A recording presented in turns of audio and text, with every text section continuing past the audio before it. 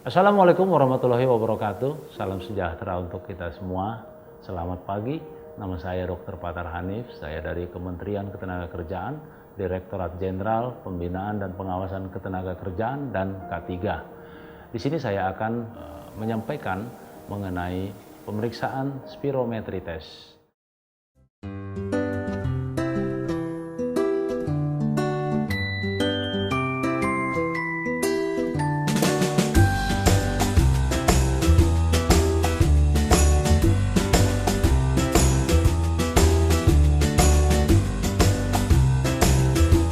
Debu adalah partikel padat yang terbentuk karena adanya kekuatan alami atau mekanik seperti penghalusan atau grinding, penghancuran crushing, peledakan blasting, pengayakan shaking, pengeboran drilling, dan sebagainya.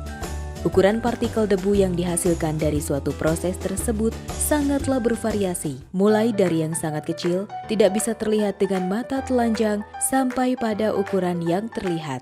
Debu diklasifikasikan menjadi 3 kategori, yaitu debu inhalable atau debu total, debu torak, debu respirable. Debu inhalable adalah debu yang berdiameter 5-10 mikron. Pada ukuran ini debu dapat masuk ke saluran nafas dan terperangkap atau tertahan di hidung tenggorokan.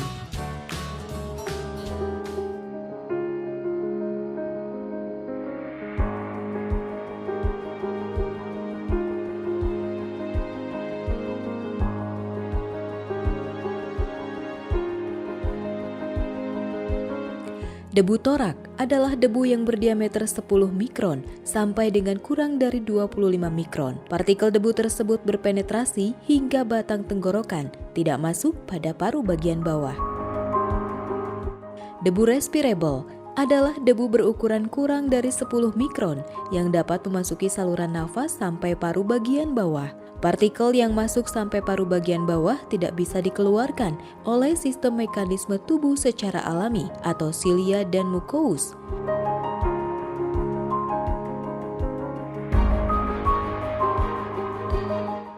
Maka akibatnya partikel tersebut akan tinggal selama-lamanya di dalam paru dan menyebabkan penyakit paru yang berbahaya bagi tenaga kerja.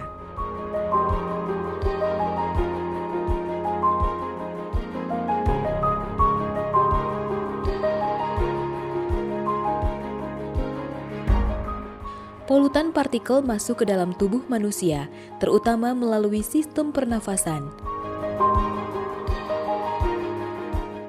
Debu-debu yang berukuran 5-10 mikron akan ditahan oleh jalan pernafasan bagian atas. Sedangkan yang berukuran 3-5 mikron ditahan oleh bagian tengah jalan pernafasan. Saluran nafas dari lubang hidung sampai alveoli menampung 14.000 liter udara di tempat kerja selama 40 jam kerja 1 minggu.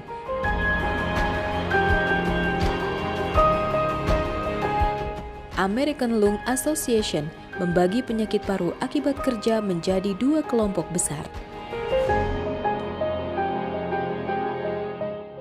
Pneumoconiosis disebabkan karena debu yang masuk ke dalam paru, serta penyakit hipersensitivitas seperti asma yang disebabkan karena reaksi yang berlebihan terhadap polutan di udara.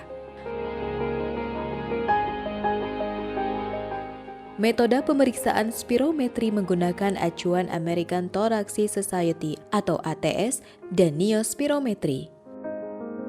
Bahan yang digunakan untuk pemeriksaan spirometri pada tenaga kerja adalah mouthpiece,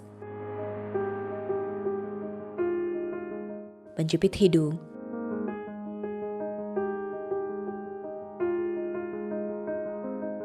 tisu,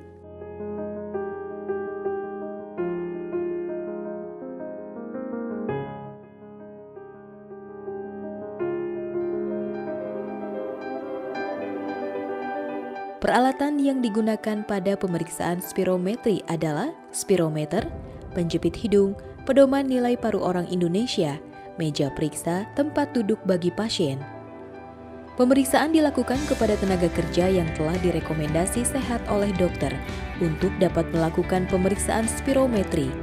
Pemeriksaan akan dapat berhasil apabila terdapat kerjasama dan komunikasi yang baik antara pemeriksa dan pasien serta pemahaman yang baik dari pemeriksa dalam penggunaan spirometer. Sebelum dilaksanakan pemeriksaan, dipastikan bahwa ruangan yang digunakan nyaman, spirometer telah terkalibrasi, dan bahan serta peralatan lainnya siap digunakan. Begitu pula tenaga kerja telah dipersiapkan sebelumnya untuk tidak merokok dan menghindari infeksi atau penyakit saluran pernafasan.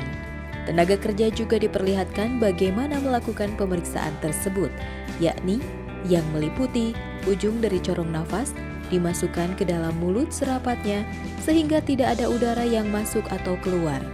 Sedangkan ujung yang lain terhubung dengan spirometer. Selama pemeriksaan, hidung dijepit dengan penjepit hidung.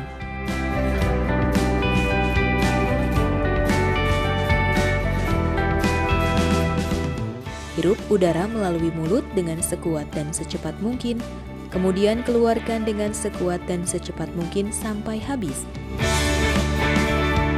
Lakukan hal tersebut sebanyak 3 kali.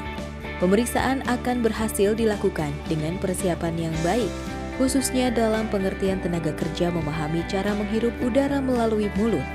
Selama tenaga kerja melaksanakan inspirasi maupun ekspirasi, pemeriksaan juga harus memperhatikan monitor yang menginformasikan kurva inspirasi dan ekspirasi maksimal tersebut, guna menentukan apakah pemeriksaannya dapat diterima atau harus diulangi.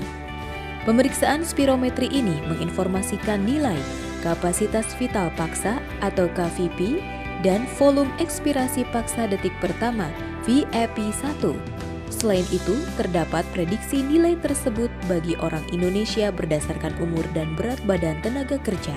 Adapun nilai-nilai pemeriksaan spirometri pada tenaga kerja hasilnya dilakukan perhitungan berupa perbandingan VEP1 dengan KVP untuk menentukan adanya obstruksi saluran pernafasan, perbandingan VEP1 dengan VEP prediksi untuk menentukan adanya restriktif paru.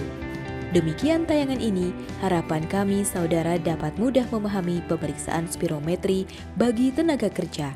Salam K3.